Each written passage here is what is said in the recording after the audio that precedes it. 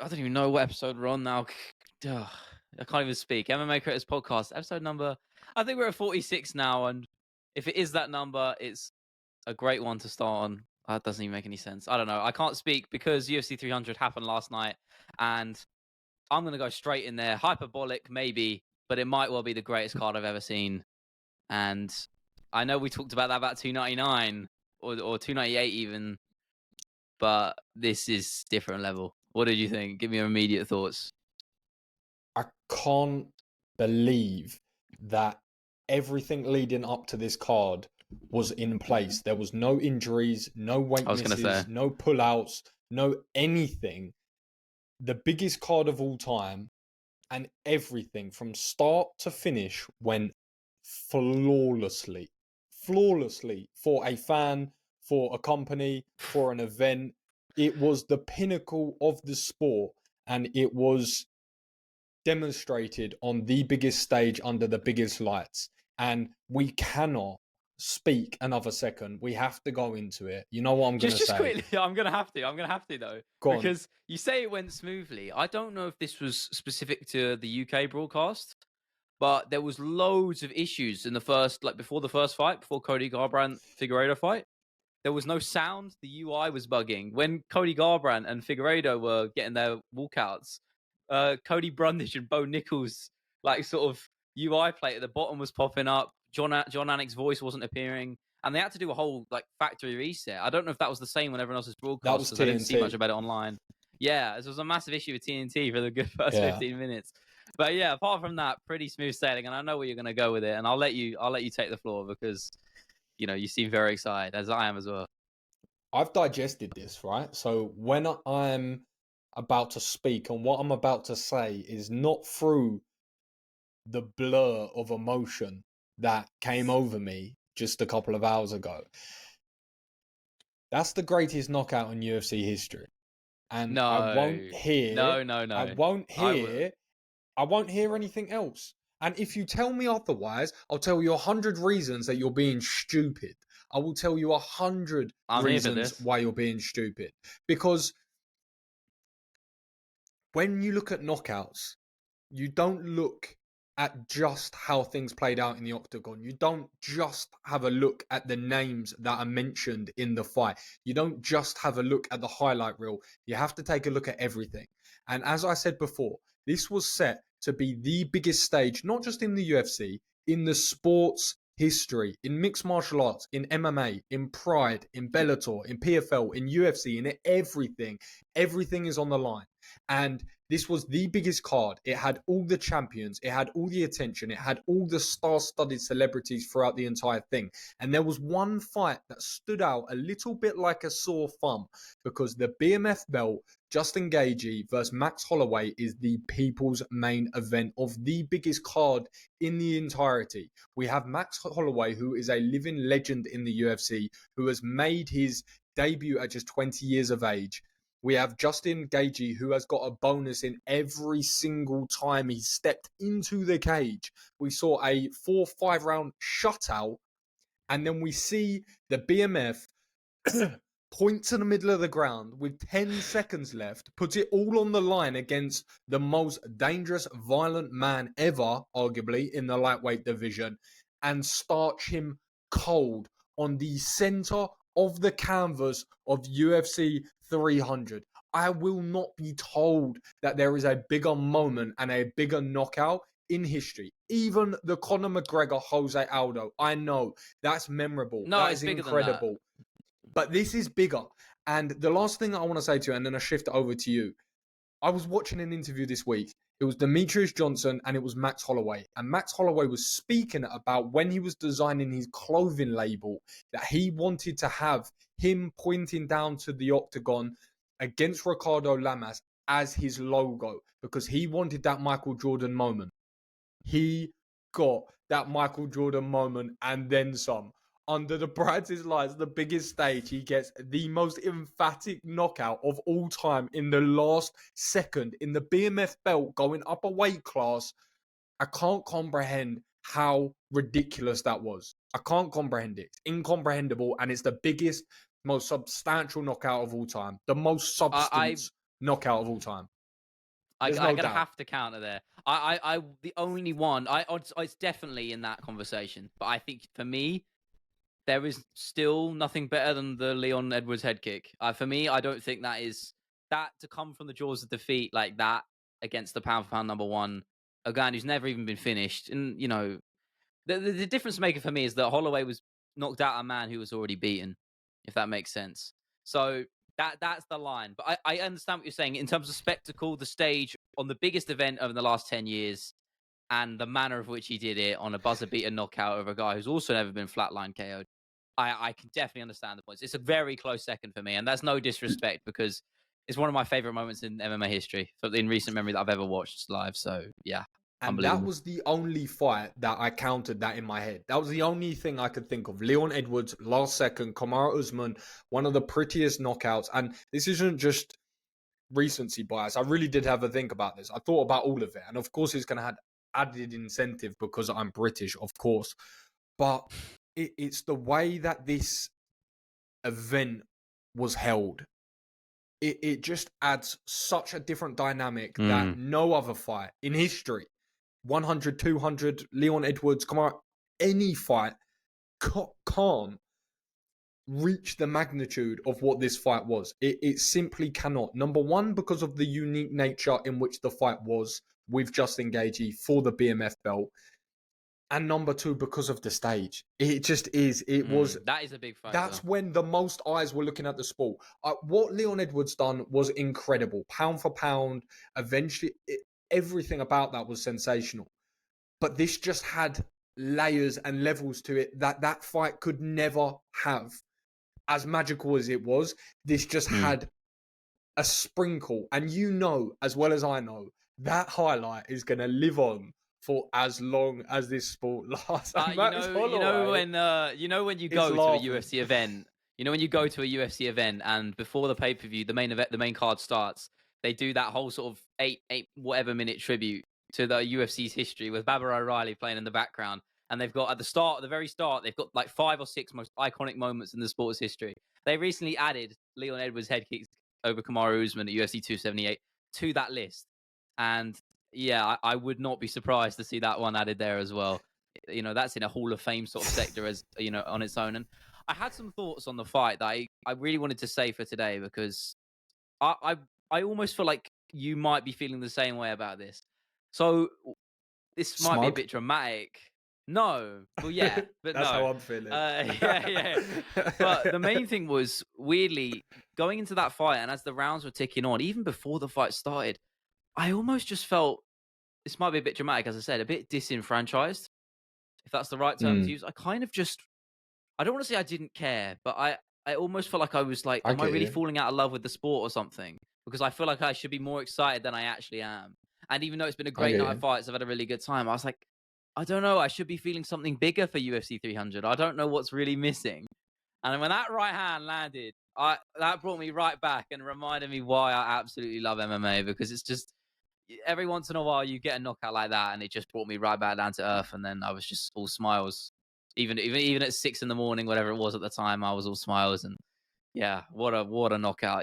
That's in the Hall of Fame for sure. I mean, if they ever do that, now I think about it, they should do that, a Hall of Fame sector for KOs. I think that should be in there. It's a good point what you said, because I've 100% been the same recently, where you take enjoyment from watching the fights, don't get me wrong, but you watch so many fight nights and pay-per-views that are even sometimes they're a bit so-so. Yeah, we spoke about it. And you need this sort of unicorn every once in a while to sort of, as you said, reignite the fire. And you're 100% bang on, because I've had so many incredible performances recently that I've just almost been somewhat numb to. And you just watch go by in the early mornings and you're almost non-reactions to it.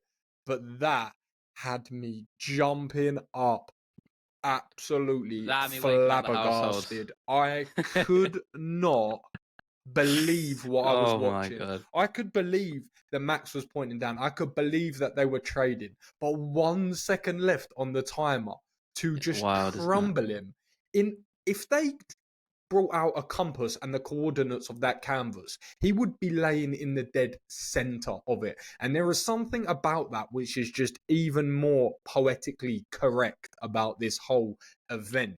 And it was just insane to watch. And I'm also sitting there Worthy. as smug as I could possibly look, because at any given opportunity to anyone that would listen, and I even went on podcasts before this event, I was invited on one, and I saw spoke you about on it Combat there. Kings, yeah. And I said this, like, how this fight played out is punch for punch, word for word, apart from it being in the last 2 seconds, exactly what I predicted. I thought he was going to beat him up from the outside. I thought he would invest in the body. I thought he would get him tired. I thought he would get him off balance. I thought he would pick his times to sit in the pocket and extend himself. And I picked him to knock him out in the 4th or 5th. I couldn't foresee this, and I can't believe it even eclipsed my wildest of dreams. But Max Holloway, I just knew. I have this feeling, I have good intuition because I watch so many interviews. I listen to so many fighters. I see so many different things that go on behind camps. I have a good intuition, and I was listening to Max Holloway, and I was watching him, and I was looking unemotionally at this fight, and I thought, this man is about to do something that the world does not expect. And I expected a knockout.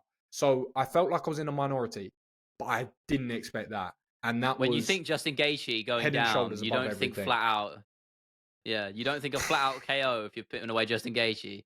You think chicken dance until you're sort of forced to go down. Correct. That's usually how Gaethje gets finished. You know, I said that last week. I said, you know, his body has to give up on him in that regard. But yeah, that was quite literally the shutdown of the brain in the most dramatic of forms. I mean, it was. I don't really have much words to describe it. It was quite literally unbelievable. And I'm going to have to sit here and say, be a little bit smug as well, because I did say Max would win, but I said by decision. So we were 1 second away from that. But yeah, I think we both can be pretty. I don't want to. I don't want to gas it up a little bit. Last thing I'll say on that as well is I actually the fight that I used on my TikTok to break this down was the Korean Zombie fight, and I put it out there and I broke that down and I said, this is why I think Max is going to KO Justin. And obviously I knew what the comments were going to look like anyway. Oh, this is a past the prime Zombie. But that was people were missing the point of what I was saying. I wasn't saying that because he's knocked out Zombie, he's going to knock out Justin Gaethje. It was the same tendencies. It was the same things. And it was the exact same shot that I called. That happened in the Zombie fight. That happened again. It's that planting of the... People act as if a 6-foot man that's kickboxed his entire life, that's 170 pounds, cutting down to 145, can't throw a knockout blow when he plants his feet and throws a right hand as hard as he can. That's the thing. That's why he doesn't knock people out a huge amount of times. It's because he doesn't he's try. So light on his feet. And yeah, and his footwork is so deft and he's in and out. So it doesn't lend itself to using the power that he actually does have. And we've seen it, but it just doesn't come about very often unless he really forces the action like that. Like with Korean Zombie, same thing. He beckoned him on, and Zombie was game. Same with Gaethje, exactly the same. And that opens the opportunity to plant the feet and land that power right, which he always has. So, yeah, credit to Max. I mean, really, the question we can pose is, where does he go from here? Because he's almost in a weird position. Yeah, Ilya would be my pick, but he's in a weird position, and he did call out Makhachev, where you can kind of chase 2 paths here because he's right in the mixer at lightweight as a result. He kind of got the pick of, he can do whatever he wants here. But for me, yeah, Topuria makes the most sense. And that crowd cam reaction of him, first time I've seen Ilia Topuria perhaps look a little bit scared. That has me very excited. And call me crazy, call it recency bias, but I think immediately off the top of my head, I'd say Holloway beats him. Everything's on the table for Max. That's what's on the table for Max. Everything. Islam, Volk, Ilya, Conor McGregor, everything. Everything's on the table. Nothing's off the table. And this man literally has the UFC eating out the palm of his hands. He got $600,000 in bonus checks, and best believe he's getting more than that. They are not stopping it. 100%. I guarantee you they put 7 figures or 6 figures, 7 figures, on a check for this man, because that just catapulted. That would be $1 million. Yeah, probably 7. Yeah, I thought even 8. Catapulted the the image of the UFC into another stratosphere. And talking about into another stratosphere, Alex Pereira put Jamal Very Hill good. into another stratosphere. And I think I went with Jamal Hill in this fight. I thought that he was going to do enough to knock out Alex Pereira. But of course, I did not discount the fact that this was very much on the table and could very much be on the cards as well, because that's the game that you play with Alex Pereira. So it was by no surprise that, and in fact, another breakdown that I did of Alex, I said, I was actually watching some of his fights of when he finishes it by left hook, and he typically has 3 different setups for that left hook. And that was one of them, where he he steps on a weird angle and he throws it through the guard, not around the guard, and it completely catches the time of his opponents. And we saw what It's it done. almost like an what did you? Yeah, exactly like, that. It's Just exact because same it comes one from that he so low, right? Adesanya with. Yeah, pretty much the same as the In one he their caught Adesanya with kickboxing at match, 281. you're right. No. I was saying at 281 in that that finishing sequence, that first big shot that he lands in the 5th round is that sort of, the sort of half uppercut left hook. He lands that square on Adesanya's jaw, and then obviously the finish comes. But If you go back to it's a dangerous the weapon. kickboxing fight though, where he gets put out cold, that is it's the same pretty one. much a carbon copy of what it looked like against Jamal Hill, especially how they both fell as well. But I mean, there isn't too much to dissect about this. But what did you think? I didn't even. I feel like the adrenaline dump was so crazy from the Max Holloway fight, even the Yan Xiaonan versus Wei Li fight, which we'll touch on as well, which I thought was really enjoyable. But I was so sort of checked out at this point in a good way. I was like, I've had my fill. I'm happy. I can go to bed happy at 7 a.m. I was like, I'm good. Let's just have a nice fight here. And when he palmed off Herb Dean and just said, right, get out of the way, I'm ending this. And then 3 seconds, put Jamal on his ass. I didn't even react because it was almost like, when you have a sort of half timeout moment like that, as a fan, it's almost like that mental moment to sort of reset. Okay, we're good. And then it was just suddenly Jamal Hill's on the canvas. And you're like, oh, that's it. It's over. Yeah. He just knocked him out in the first round. I genuinely didn't even react.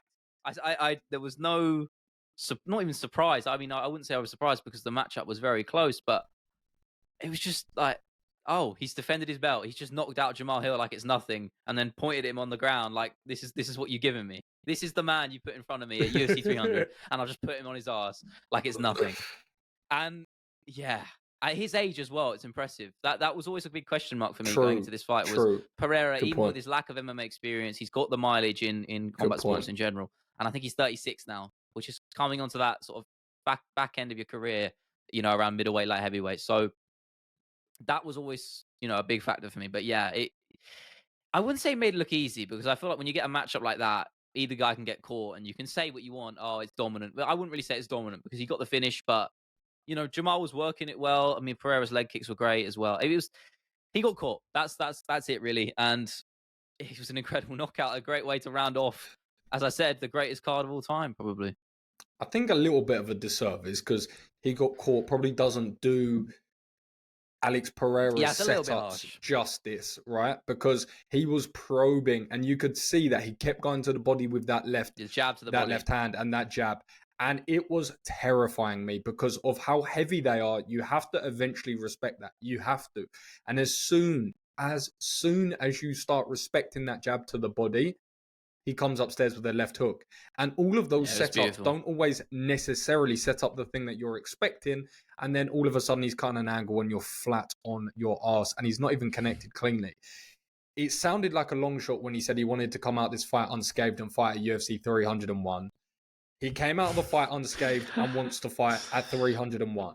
And within a couple of years, this man, this shouldn't have happened. Like, let's get one thing very, very clear. This should not have happened. He should not be having the ridiculous success that he has having. He is and was an incredible kickboxer in glory. 2 weight class champion. Unbelievable. We've never seen that before. There is absolutely nothing to suggest he should be able to come into MMA in literally a couple of months, fight nothing but exclusively champions, win the middleweight strap against one of the greatest, if not the greatest middleweight of all time, move up a weight, win the 205 strap and defend it, and call out for a fight the next month and call out the heavyweight interim champion. There is nothing to suggest he should have this much success. And it goes to prove what a superstar Alex Pereira has become. It goes to prove the mental resilience that this man has. And it goes to prove that when it comes to the UFC, Alex Pereira is one of the most beloved and terrifying men, full stop. Yeah. That's a great what way I've of got to putting say it. on that. That walkout, really, obviously he does the same thing for each walkout, but there was just something in that one. Yep. I felt something in the end. I just shit myself. I was sitting there, I was like, Jesus Christ, I do not want to be Jamal Hill right now. When he does that sort of plodding thing, right before he draws the bow, if you will. Yeah, wow. That got His to me through the confidence, screen. right? Yeah, it's piercing, and I hate it because it feels like he's coming for me, and I'm not even in the octagon. And that's in a way why he's so effective, because he can look terrifying, and he is terrifying. It's not just for show. And to even tout a matchup at heavyweight, you just have to respect, because he's chasing greatness. He wants to. Realistically, he knows himself. He doesn't have a long time left in this game at his age, and with how long he's been competing. There's not much left to do. So he's trying to achieve what other people haven't in the shortest amount of time possible. And for that, I only have to give him credit. And obviously, the potential of a Tom Aspinall fight potentially looms. Don't think that goes well for him, but it's MMA. And, at this point, last night proves anything can happen at all. At this point, we have to look at that and go, I won't get onto this too much, but we have to look at that, and as much of a Tom Aspinall fan as I am, we have to go, this guy cannot. He just cannot be counted out at any given opportunity. No. The same way that I couldn't count out Max Holloway. I can look at it and go, that's not very favourable for him against Tom Aspinall, who has very superior grappling, I would believe. But he's at a point now where we have to give him the benefit of the doubt to do something unthinkable. Because if you want to talk about unthinkable, it's everything that I just said. It's coming over, getting 2 straps, defending at 205, potentially going to heaven. That's the unthinkable. So to think that he could clip Tom Aspinall with a left hook, we've seen Sergey Pavlovich do it.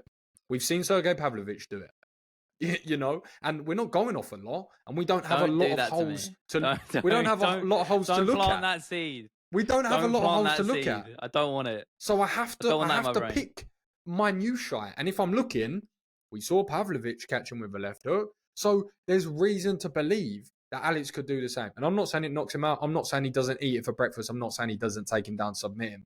But we have to open up that conversation. Of course. That's why there actually might be a lot of intrigue in that fight. But talking about intrigue in the fight, we'll be talking about it. Sorry, go. No. I was gonna segue into the next, unless you wanted to touch on that again. No, please. I was just saying, I'm sure we'll see that matchup in the future, potentially in a few weeks, if the UFC are ballsy enough to put it together. So who knows? Who knows? We could literally be talking about that matchup in 3 weeks' time. How crazy is that?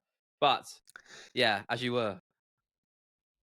Well, as I was saying in regards to anticipation, I think there's one man that probably had, I would say, the most amount of pressure on this card was on Bo Nickal's shoulders. I think that would be fair to say.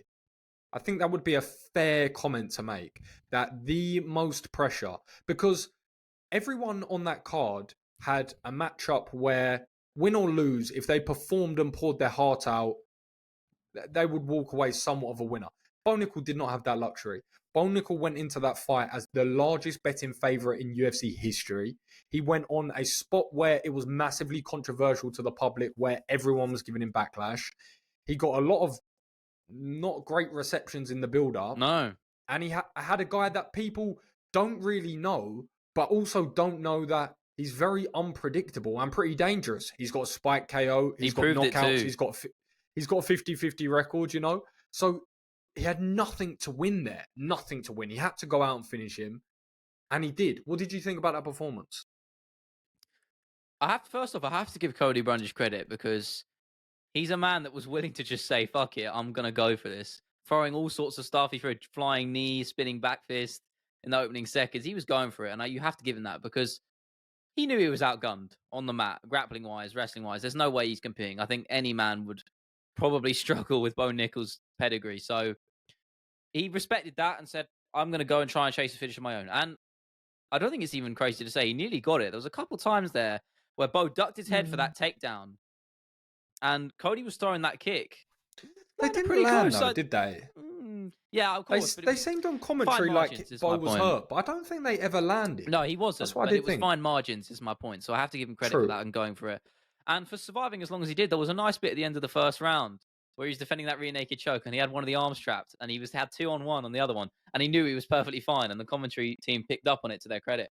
And that really impressed me. So I have to give him that for being the first man, I believe, to get out the first round with Bo Nickel, which really isn't actually shows you how good Bo Nickel actually is, really, isn't it? Because come on. he is oppressive. Come on. He really is. It's not a man I'd ever want to fight if I was a professional fighter. So it's just the grappling. It's just suffocating, isn't it? And you could tell he set such high standards for himself because he wasn't even happy. He pointed thumbs down, even went to Dana, and I'm presuming he apologized. We didn't pick up on what he said, but what I gathered was that he was apologizing to Dana that the performance wasn't incredible, and that shows you the standards he sets for himself. He wants to be the best, and he wants to run through everybody like it's nothing.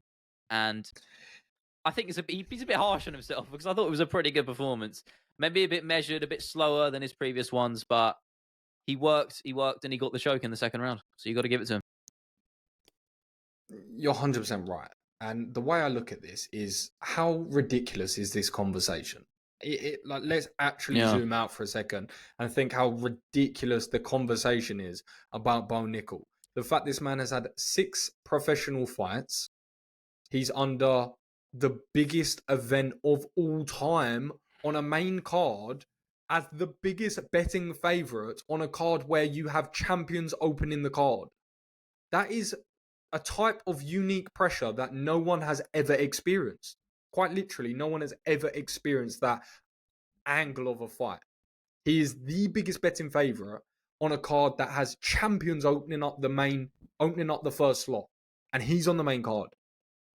I can't overstate how impressive it is to perform at just a level to win on that stage at that age with that inexperience, just to win. So yes, Cody Brundage is not a top 15 guy. He's not a top. This is his sixth professional win. We're talking about him in conversations. I know they're not all in the same weight class, but Khamzat Chimaev, as Shavkat Rakhmanovs. These are people that are coming into the UFC with double-digit wins. Yeah, but they're the people that are coming into with double-digit. That's his 6th win. 6th. So, like, we have to use a bit of perspective, and I've always said that man's a guaranteed. Yeah, and I mean, we've said it so many times on here. Yeah, something this is something I picked up on in the Val Woodburn fight in particular, but it was even more prevalent here. It's so surprising. He's a big guy, especially for middleweight. I didn't see him in the weight cut, but the speed. He's so in and out. He covers one side of the cage to the other. Yeah. In about half a second, it feels like he's darting in and out. And when you're a moving target and you have that threat of the takedown, it's putting those two things together basically makes you an unstoppable force. True. You're not defending a double leg from that man. You're just not. Yeah. So yeah, he can definitely go far. And we've spoke before. We've touted the idea of a Chimaev fight in the future. Could definitely happen at this rate. Shavkat Rakhmonov as well. That excites me. Again, we might be getting a little bit too far ahead of ourselves at the moment. And I'm sure the UFC want to build him up, perhaps in the same way they did with the Sean O'Malley. But I don't really know where he goes next. Excited. Maybe one more to the top 15. Okay, you got an idea. No, I'm glad that you said that because firstly, it made me want to just agree with you because I have to. That's the thing that stands out about Bo so evidently is his speed to cover distance, not just with his takedown threat, but his hands as well. I said it before and I thought it again last night.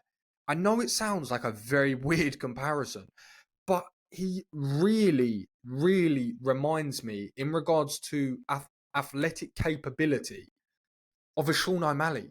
Just the way that he moves and he covers distance and the speed that he enters range with. It's a different dynamic where Sean is obviously more fluent in the language of striking and Bo is more fluent in the language of takedowns. But the entrances are very, very similar. The way that he covers speed into the pocket is so similar because that's what sets up his hands. That's what sets up his hooks against Val Woodburn. That's what sets up his uppercuts, which are always seemingly money. He always seems to land the uppercut. And what you said there about the different level in takedown, it's the speed that he twist round to the back, I've never or he seen goes anything into like side it. control. It's ridiculous. It's ridiculous. Just put And this into whether perspective, right? I'll just throw this at you. Compare that. If you imagine him, and this is no disrespect to the man because I love him and he's one of my idols, but imagine him against Michael Bisping. Just compare the natural athletic ability of those two men. Isn't that wild? Like, no, I'm and not that's gonna, no disrespect to Bisping I'm because not, his no, heart I'm and not gonna determination do, is no, better no, than no, everybody. no, no. But I'm no, not but gonna I'm allow right that though. sort of conversation I'm not onto. saying you beat him, but I'm just saying I'm you not saying compare allowing some. the natural athletic ability of those two men. My It's heart night and day. is revolting. Just the Yeah, you don't want trying to have You know Bisping what I'm slander saying, on though. UFC 300. I'm not slandering. I'm not What? slandering. I'm just saying he'll be the first to Absolutely admit not his happening. athletic ability compared to some of those other guys he fought was not as good as What I his, think, you know what what I I mean. think I'll get you sidetracked. said about the takedowns as well, which is important, is what's so true is he has layer one, but then he has layer, and you may defend that, and you may have strong hips, and you may get back to your feet, and you may work to the fence, and you may use cage control, and you may use cage wrestling because it's a big part of the game these days, and you may go 2-on-1 on the grips like Leon Edwards and use that blueprint. You may do all of those things, but he has layer Doesn't matter. 2 and layer 3 and layer 4 and gives you so many different looks at so many different angles of attacks of the takedown.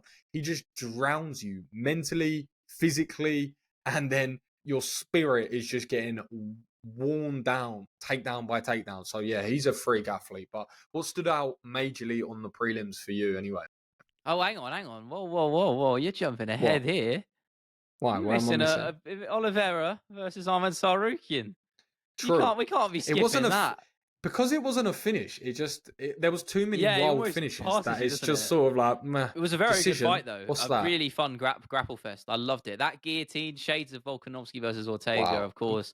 Credit to Arman Sarukian for fighting through that. You know, a man as experienced as him, I'm almost not surprised. But to do it against a guy like Charles Oliveira, who has the most submissions in UFC history and is one of the most dangerous grappler, quite literally, statistically, is the most dangerous grappler in the UFC. Yeah, he is mighty impressive. And to survive the DARS at the end, which I was jumping out of my seat at that point because I thought, this is it.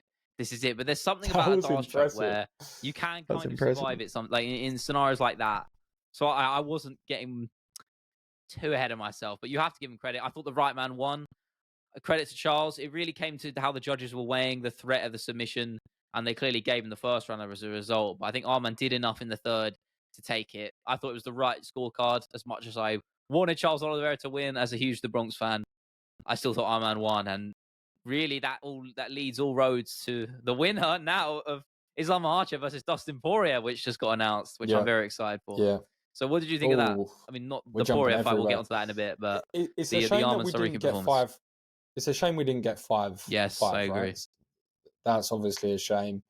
I don't really think it does a lot to Charles against Charles, to be perfectly honest. What does that do? That gets the same reason that I almost forgot about to speak about it is because exactly of that. It was extreme. It looks like all of Arman's fights. He's so talented and so skilled that he has very close matchups with the very highest level people because they're so evenly balanced. And it's hard to finish these guys because they're both so tough. They're both so well versed. He was very close in the striking department, but when it got to the grappling, again, it was just even. They they throwed, they had dominant positions, they had less dominant positions, they both showed different looks. Like, it's just one of those fights that we're going to almost forget the winner, right? I say that sometimes. We sort of forget the winner. No, you're right. We'll forget that Arman wins that. I think Charles won that as much as... I know that sounds silly. He didn't, obviously. I don't even know, can't even remember He's still right that much if it was... But his name, his aura, his ability, and how that fight looked, and the event, he hasn't gone anywhere. I mean, you chuck him another opponent in that top 5, he's right in for the title. Like, yeah, but the crazy thing is that we've seen weirder worlds where a couple of injuries go one way and a timing for a certain card goes this way, and he's fighting for the title. Like, crazier things have happened. Dustin Poirier is fighting Islam Makhachev. That's quite literally the best example, isn't it? There you have it. Well, you got that segues onto the actual fight, right? Yeah, I mean, I don't want to touch on that too much because we can talk about that in the near future when that comes down. But I'm excited and glad Poirier is getting one last dance. Immediately off the top of my head, do I think he wins? No, probably not. History tells us that he struggles with grapplers, and in Makhachev is arguably the best of any he's ever faced. So I don't give him a True. huge chance on the mat. But again, last night can prove that anything is possible in this sport, and that's why It's we all love on it. the So table. indeed it is. Prelim wise, I mean, there's so many. I said this to my brother, who I watched the first few fights with, and he doesn't really watch the sport that much, but I was like, you got to understand, this is basically one giant main card. We're getting treated Oh, here. yeah. It was great. Not even a main card. Main event. Let's be real. Yeah. Everything was Jiri a pay-per-view, really. Really, everything was nigh on a pay-per-view main event. Like, think about it. Really think about it. Well, you haven't seen Andrade Rodriguez main event pay-per-views. I've seen those type of matchups. I've seen Esparza and whatnot. So it's like pretty much every fight. And then you take the Bo Nickel fight. That probably main events a fight night at the highest caliber, like a big fight night. Diego Lopez Yusuf, big fight night, and the rest of them pay-per-views, right? You look at Cody Garbrandt, Davison Figueiredo, like if in an alternative universe, they're fighting for the 125 strap, and it's on a main event for a pay-per-view. So yeah, it was just I just quickly want to say, forgive me for all the yawning, because my God, I am running on fumes right now. I don't think I'm not paying attention. I absolutely am. My body's rejecting it right now.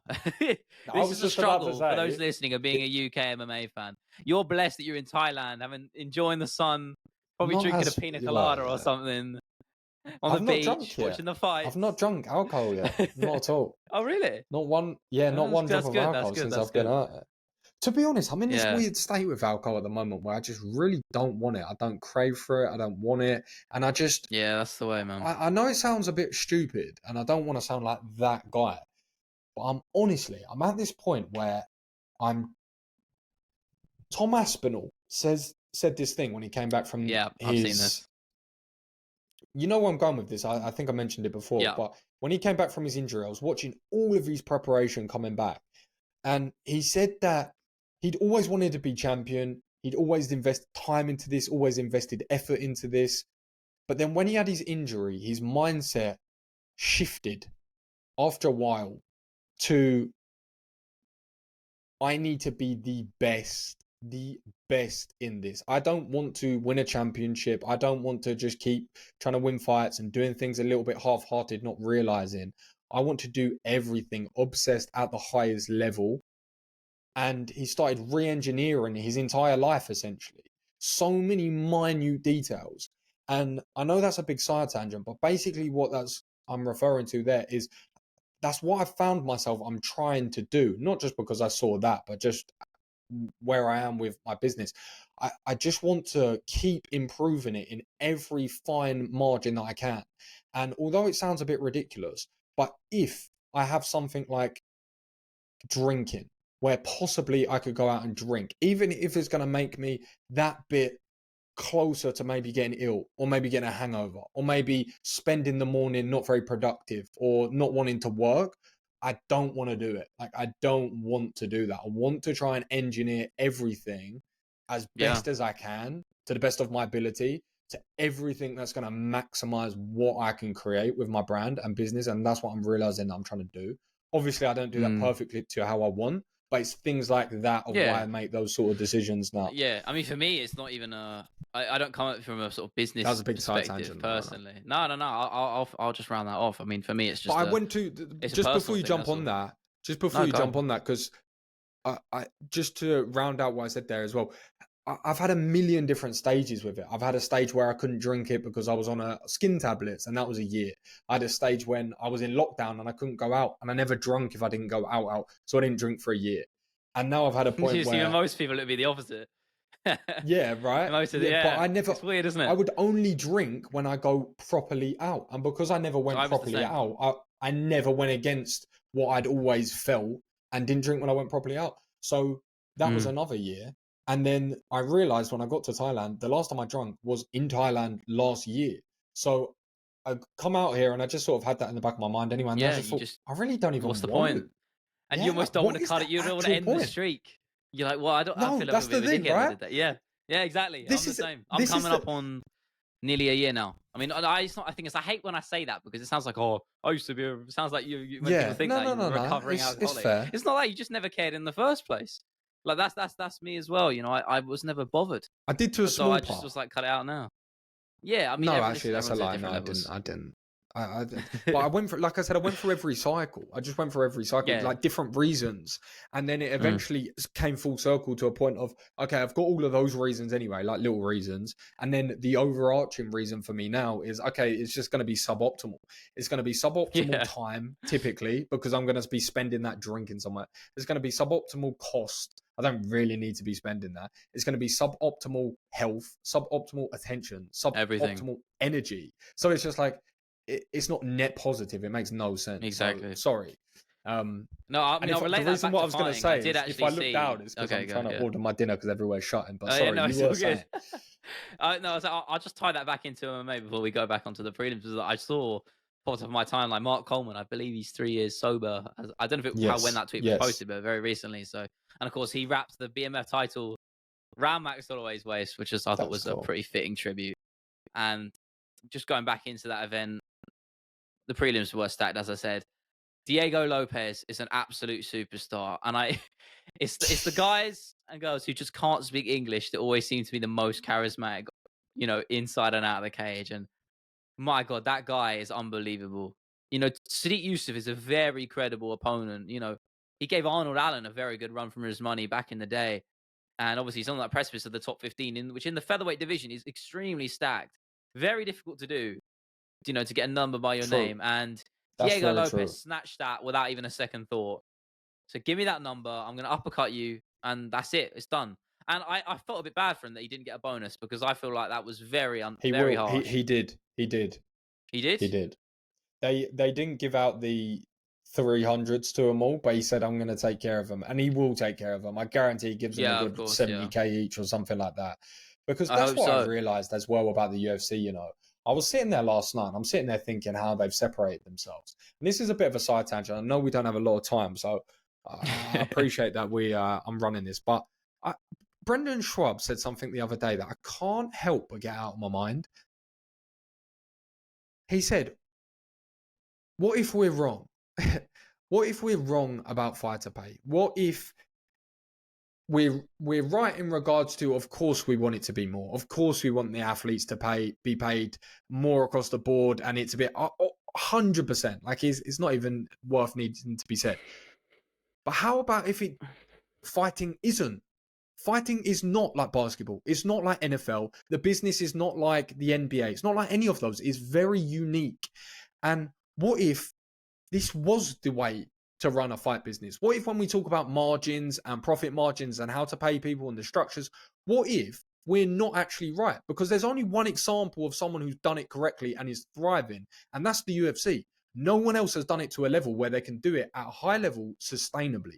So what if, after all of this that we're sort of looking about, like I said, of course you want more, but what if they are doing it right? And what if when you look at it from a perspective, all the fighters that create something for the business, they create a legacy in some way or another, they get looked after. They get looked after proper. Yeah. They love the business. And whenever you hear them speak about it, they always talk about how Dana helped them out at this time in their life or that time in their life. And that isn't everyone. That isn't everyone. And it is preferential treatment at sometimes. But guess what? That's what business looks like. It looks like that in flipping any industry I've ever looked in. There are just some people that do special things in companies that resonate harder. And Needle movers, as Dana was I spoke to my cousin the other day who runs a very successful business here in Bangkok. And it's nothing to do with any of this in regards to what he sells and what he does in it. But he says, you can have 100 employees. He said, the truth of it, 5 of them will be valuable. 5 of them will be valuable, and the rest they'll be all right. It's not like they're terrible, but they're not doing anything amazing. There'll be 5, like you said, needle movers. And the UFC has its needle movers. And if you are such, you get rewarded. And you know you get rewarded, and you'll do very well. Big rant over. Don't even know where it came from, but it had a burning fire in my chest.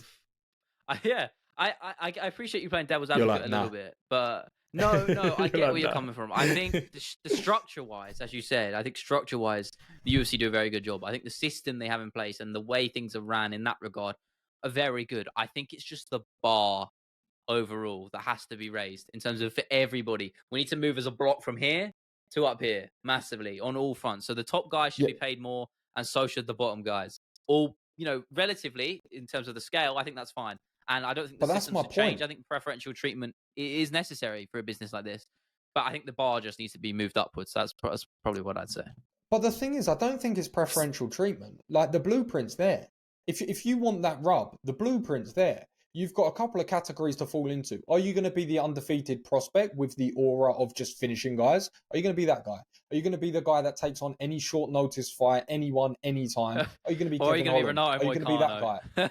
Are you going to be Renato Moicano and go out and be in the UFC for 10 years and then put together some momentum, be called Money Moicano and go out with a stellar finish? What did you think of that one? That was impressive. Yeah, great comeback. I always said I was tempted, and I regret not putting a little punt bet on Moicano because I've always thought Jalen Turner's ground game is especially suspect. His takedown defense That's isn't fair. actually too bad, but once it goes to the mat, he struggles a lot. And against a guy like Moicano, you can't really afford to make that mistake because True. people sleep on him. He's one of the best grapplers in that division. And he proved it. It's true. Absolutely You're not outwitted wrong. him on You're the mat actually not entirely, wrong. even after getting dropped at the end of that first round, which I'm sure Jalen is ruining the fact that he didn't go for the finish because he wanted that 300k bonus, tried the walk-off KO, tried to look slick, and paid the price. And That weren't it. the main reason I'm so glad Moicano won is because we were going to get a bit of mic time with him, and he did not disappoint. I didn't understand half of what he was saying. It was an incoherent ramble about America and patriotism and the First Amendment, and I enjoyed every second of it. I thought it was entertaining as hell. Well, that's how to hack the system. You want people Exactly. to start screaming for you in America. You just scream about the freedom that it brings you, the opportunities that you got, and just shout, "Let's go USA!" The And he American nailed dream. all of those fronts. But in all jokes aside, when it comes to Moicano, behind what you hear on the mic, he puts out a lot of value.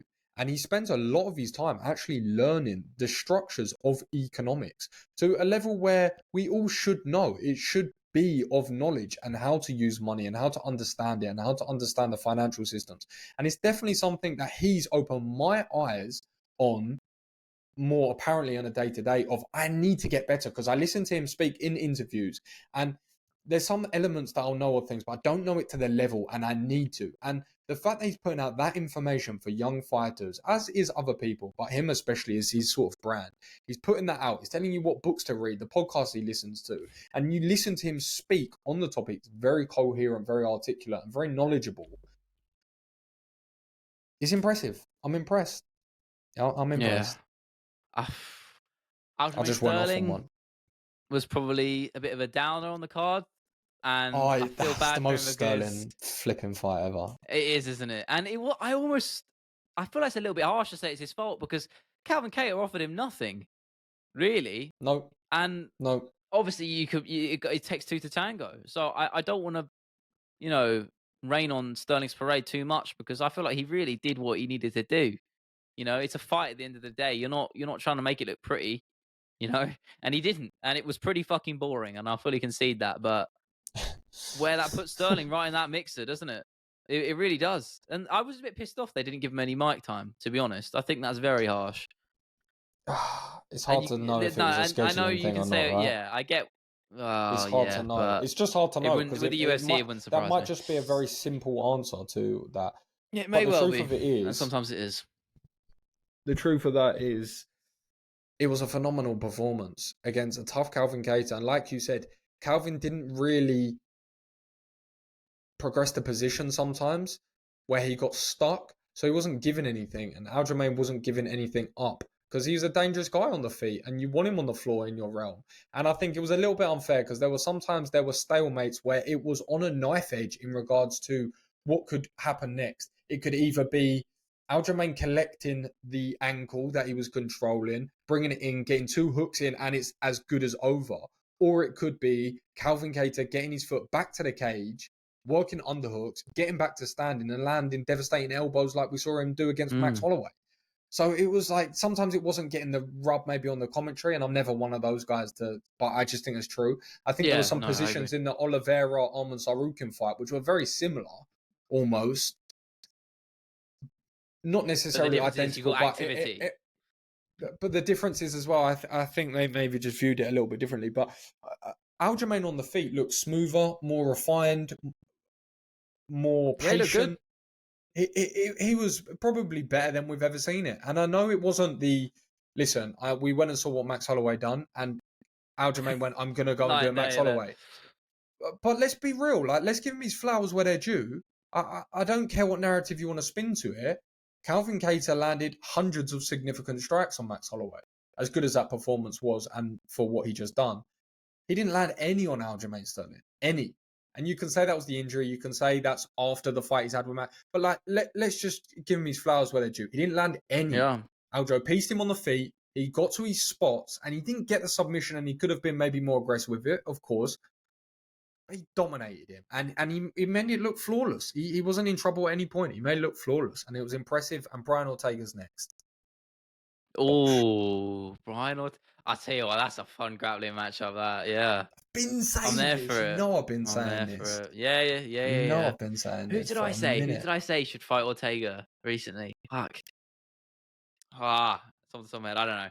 Either way, plenty of fun matchups to make. Jiri Prochazka rejecting every rule of mixed martial arts and Bruh. channeling his inner samurai, even though he'll fully concede he isn't one. He follows those rules. And there was that quote he said in his post-fight interview, which resonated with me a little Love bit. that. I don't know it word for word, but he said, "Yeah, I'm not a samurai, but everyone needs something to believe in, and those are the words I follow." Whatever he said, something like that, and I resonate with that massively. And Whatever yeah, he so I said. didn't give it the most. Yeah, there was not grace and decorum in that. Whatever he But, said. yeah, Oh, whatever nice. he said. You literally Yeah. made eloquent videos as a job. Like, that's your actual That's profession. true. And you went, whatever he said. That's quite literally true. Come on, you're better Yeah. than that. I am You've better got than more that. in the locker to offer than that. You're better than That is true. I've But got to yeah, call you out for that when necessary. Yeah, valid. You got higher But- standards than what he said. All right, get off my back. You're right.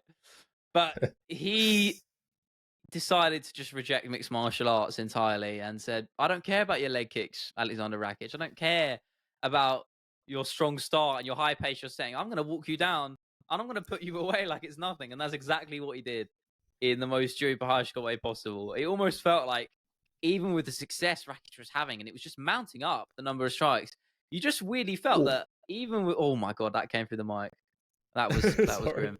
Yeah. I didn't know if it did. Sorry. Sorry, for the audio listeners, he's just cracked his neck, and you've probably heard that. ASMR. But that was a crazy one. Yeah, but it almost felt like even as Rakic racked up those strikes and just grew better and better into the fight, Jesus, it really felt just like Jiri Prochazka was going to have a better chance of putting him away. It just felt like he was unstoppable. And yeah, that knee, and then we just threw him to the ground. Honestly, I'm not being very eloquent with it, but neither was the finish. So I'll match that. It was wild, just as Jiri Prochazka is in every fight. The one thing that I want to say, and I have to say it quickly, otherwise I will forget it, and it's a point that I always think is relevant, is I hear a lot of talk sometimes. I know it's going to sound a little bit random, but stay with me. I hear a lot of talk sometimes about Joe Rogan and about how maybe he shouldn't be on the call or he isn't as good as everyone. People don't understand what Joe Rogan is if they're trying to compare him to anybody. He is not anybody else. He does not have a role. He does not have a spot that can be replaced. He is a one-of-one authenticity. And there is a lot of what he says sometimes, which I really think gets overlooked. And the only reason I ever started to think this is because it happened to myself. Because the way Joe Rogan explains things and the way that he tells things and the stories of how he's portraying what he sees sometimes seems quite simple or an obvious observation or sometimes a non-noted observation. It gets lost. And it was only until I read Bisping's book, about 4-5 different occasions, he said that he heard Joe Rogan say something on commentary and it was exactly what he was thinking at that moment. And he didn't know how he saw it in him because no one else in the world saw it. And it made me just readjust everything I thought about Joe Rogan. And the first thing that he said when he walked out, he said, there's this look in Yuri. And I know it may be a simple narrative, but it was a point that he kept talking about more so than he ever has done before. And he said, there's this look in Yuri that is just saying, not tonight. I will not be denied. You will not beat me. And he was in some spots where it was bad for him and it was rough and it was going the wrong way. But Joe Rogan was bang on, and Yuri was just not going to be denied. That moment was too big. He was too dialed in. And the last thing I'll say on it is, I thought in the fight, I had that sort of moment of clarity as well when I'm thinking, in fighting, more so than any other sport, it actually doesn't matter what anybody else is thinking or believing other than you. Because that really is, of course, cliche and trite, whoever's in there with you. So whatever we think of, oh, he thinks he's this, or he's read this book, or he's playing this act or playing this role, that is all irrelevant if that man there believes in the spirit and the essence of what he preaches. That's the only important person. And he does. And it's clear and evident to see. It's not an act. It's not facade. He's not trying to play a character. He resonates with this story, resonates with this character almost, and this storyline, so much so that it wills him into these victories. It was almost WWE-esque, wasn't it? Yeah, that's a perfect way to summarize that. You're bang on. I almost think that the for me, I don't know, you must have seen this on the Twitter timeline or wherever, was the night before him standing outside the T-Mobile Arena at night, staring at the stadium by himself. that unlocked something within him, I imagine, some sort of hidden power. And without getting too dramatic with it, I mean, right. he there was just nothing to be denied. He was going to win. It doesn't matter. He rejected MMA. That's what I said. He threw MMA to the side for 7.5 minutes or however long that fight lasted, and said, "I don't care. This is only going my way." But there is a point to that as well, because if you go into it just a layer even deeper, there is something to be said for that as well. Because with knockout shots, with concussive blows, you always hear from the very, very best, it's the ones that you do not see. You do not see. And yes, he is defensively liable at times. Yes, he can be chaotic. Yes, he can be defensively leaky. But he's so present in the fight. It's almost like you can't get him with a shot that he doesn't see, because he is so dialed in. He is so honed into that very moment, which is a lot of the essence that is preached in the samurai spirit and the code and the sort of old Buddhist wisdom in regards to being present and at peace. It's very hard to put this man away. And if you don't, he's got all the firepower in the world to hunt you down in the cage and detonate you, whether it's with knees, elbows, uppercut. You have to have that man slayed on the canvas, because he will find a way. He is the Terminator, and I think that's a good spot to, I was going to say that. I was actually going to say he's the Terminator. Yeah, definitely. I mean, there's plenty more fighters we could tuck in, but we'd be here all day. This is one of those cards where we could talk for hours and hours and hours. And yeah, as I said at the start of this episode, I don't think it's I don't think it's hyperbolic to say it's arguably the greatest card of all time. And with that, this has been the MMA Creators Podcast. I've lost track. Sorry, you got something to finish off on, or? No, my food's outside. There you go. Episode number 46, I believe, of the MMA Creators Podcast. We will see you next Sunday. Cheers.